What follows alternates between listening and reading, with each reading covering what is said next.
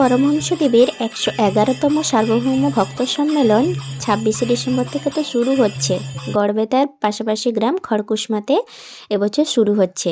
তো তোমরা ওখানে কে কে আসছো? আমি তো ওখানে আসছি। আর আমাদের বাড়িতে ঠাকুরের আয়োজন কিসের জন্য করা হয়েছে সব কিছুই তোমাদেরকে বলবো। তো চলো, এখন ওই 9:30-10টার মতো বাজে। তো আমি, মা আর শ্যাম তিনজনে মিলে এখন বেরিয়ে পড়েছি। আর কোথায় এসেছি বলো তো? একবারে বাস রাস্তাতে চলে এসেছি, এখন বাসে উঠবো। বাবা সত্যপীর আছে, বাবা সত্যপীরকে প্রণাম করে এখানে আমরা চলো বাসেও উঠে পড়েছি। আর যাই হোক, শ্যামকে এক বসিয়ে দিয়েছিলাম, শ্যাম সিট পেয়েছিল আর আমি দাঁড়িয়েছিলাম, কারণ উঠতে না উঠতেই তো আবার নামতে হবে। তো চলো, বাস থেকে নেমে আবার টোটোয় উঠে পড়েছি। তো কেন কোথায় যাচ্ছি, কেন উঠেছি সব কিছুই তোমাদেরকে বলবো।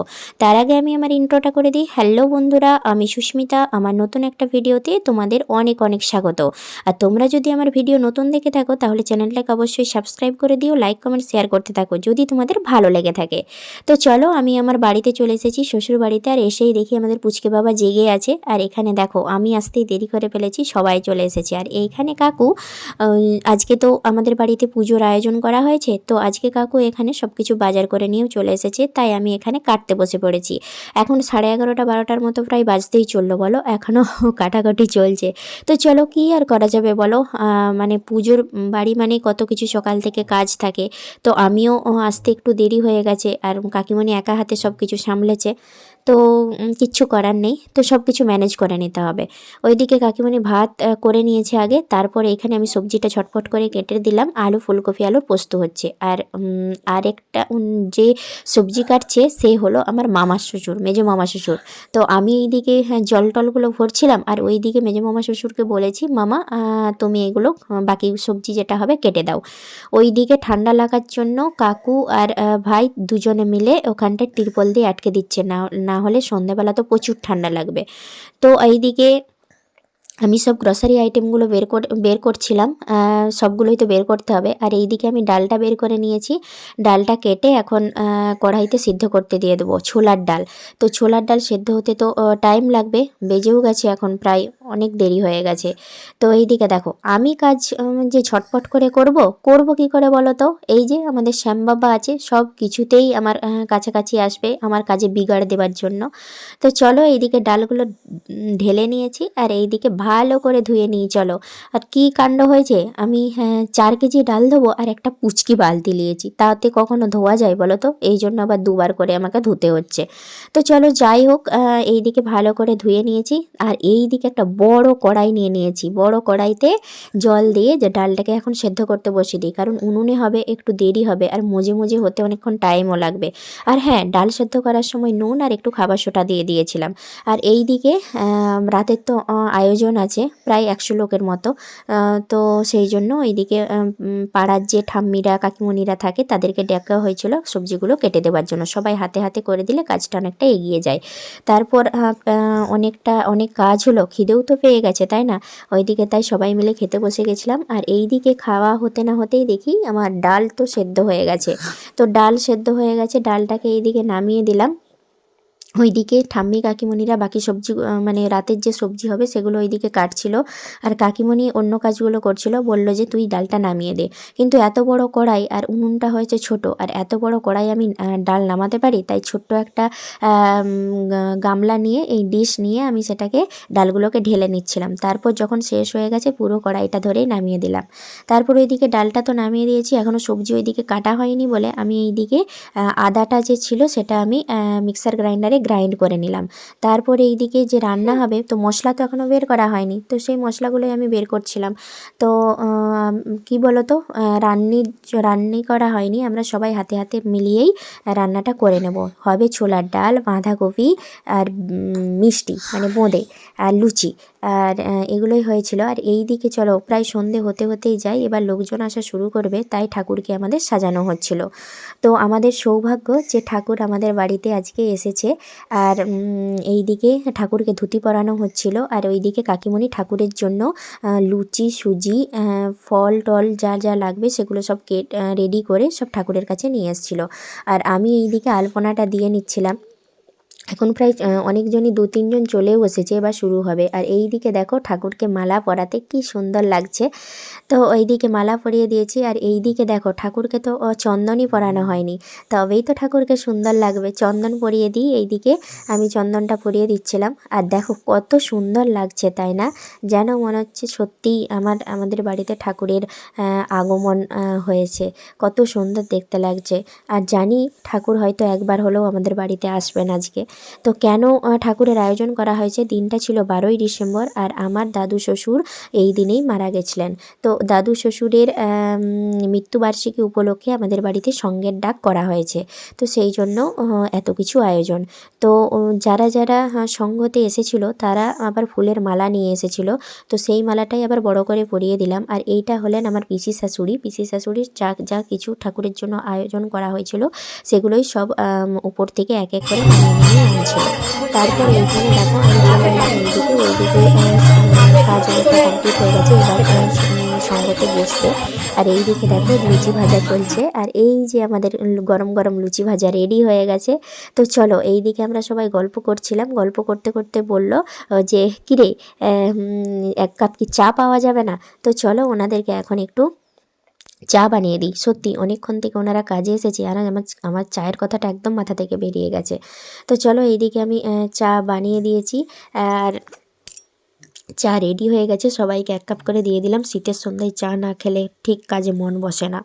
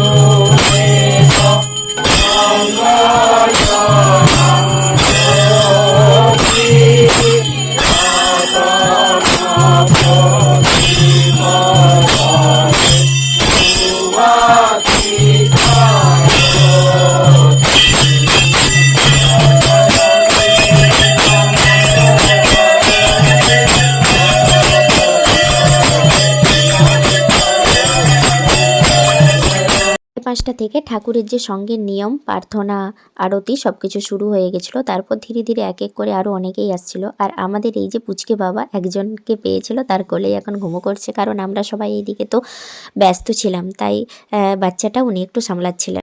জানো তো ঠাকুর আমার কাছে আমার অজান্তেই এসেছিল। ঠাকুর সম্বন্ধে এত কিছু তখন জানতাম না। তখন আমি পড়ি, তখন কেউ একজন আমার বাবাকে ঠাকুরের ফটো দিয়ে বলেছিল যে তুই এটা প্রত্যেকদিন বালিশের নিচে রাখবি ঠাকুরের ফটোটা, আর ঠাকুরের নাম জপ করতে থাকবি। ঠাকুরের যে এত মহত্ব সেটা আমি তখন জানতাম না। আমার অজান্তেই ঠাকুর আমার কাছে এসেছিল। তারপর গল্পটা বলছি চলো। এখন এই যে ঠাকুরের এখানে আরতি হচ্ছে, আর এই যে ফটোগুলো দেখতে পাচ্ছেন ইনি হলেন আমার দাদু শ্বশুর। আর এনার মৃত্যুবার্ষিকী উপলক্ষে আমাদের বাড়িতে সঙ্গের ডাক করানো হয়েছে, আর ইনি হলেন আমার ঠাম্মি শাশুড়ি। তো চলো ঠাকুরের গল্পটা এখন বলি। আর ওই যে আরতি হয়ে গেছে, আরতি হবার পর আলোর যে শিখাটা সেটাই আমরা সবাই একে একে করে নিচ্ছিলাম, এইদিকে আসছিল। আর আমি এইদিকে ঠাকুরের গানে এর মধ্যে নিজেকে হারিয়ে আমি সেটা উপভোগ করছিলাম। আর আমরা সবাই এখানে আছি। তারপর এখানে এই যে শ্যাম, সবাই ওই হাততালি দিয়ে আমরা গানে উপভোগ করছিলাম। ঠাকুরের যে কত কাহিনী শুনেছি সেই সব কথাগুলো সব মনে পড়ছিল। আর সত্যিই ঠাকুর না চাইতেই আমাদেরকে অনেক কিছু দিয়েছে। মানে যেটা ঠাকুর সবসময় বলে গেছে যে তোরা সবসময় আমার পথে থাকবি, আর তোদের দায়িত্ব সবসময় আমার।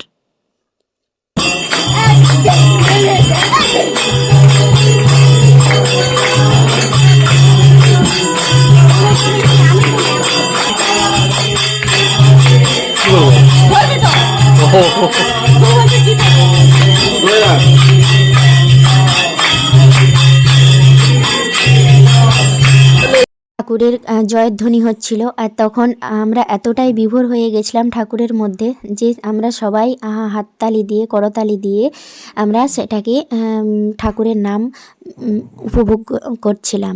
তো সত্যি ঠাকুরের এত মাহাত্ম্য, কত কথা আমি ঠাকুর সম্বন্ধে মানে যতটুকু জেনেছি, ঠাকুর সবসময় এটা বলে গেছে, তোরা সবসময় আমার পথে থাকবি, আমি তোদেরকে সব বিপদ আপদ থেকে উদ্ধার করব। আর এই হলো আমার ননদ, সে এখন গান করছে ঠাকুরের।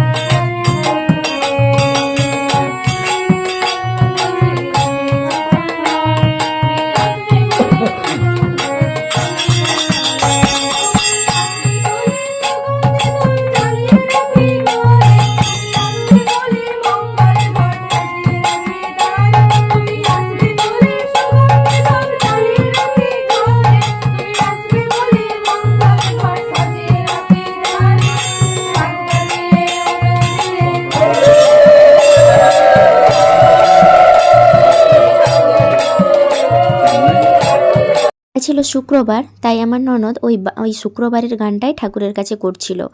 আর আমার পিসি শাশুড়িরাও সবাই গান জানে। আর এই যে আমার ননদের পাশে যে এই যে সাদা শাড়ি পরে বসে আছে, উনি হলেন আমার পিসি শাশুড়ি।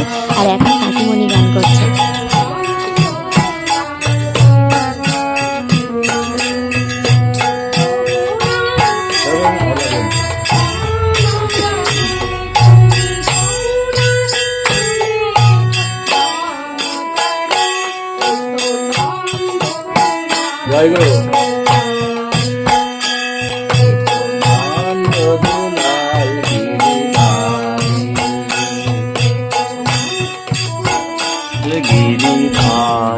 সঙ্গ হবার পর সঙ্গেতে যে কতজন মানুষ এসেছিলেন তাদের জন্য একটু খাবারের আয়োজন করা হয়েছিল। তো সেই জন্য এখন খাবার পরিবেশন করা হচ্ছে। তো চলো, সব মিলিয়ে তোমাদের ব্লগটা কেমন লাগলো অবশ্যই জানিও। আর সবাই একসাথে বলো জয় গুরু, জয় গুরু, জয় গুরু। দেখা হচ্ছে নতুন একটা ভিডিওতে। ততক্ষণের জন্য তোমরা সুস্থ থেকো, ভালো থেকো।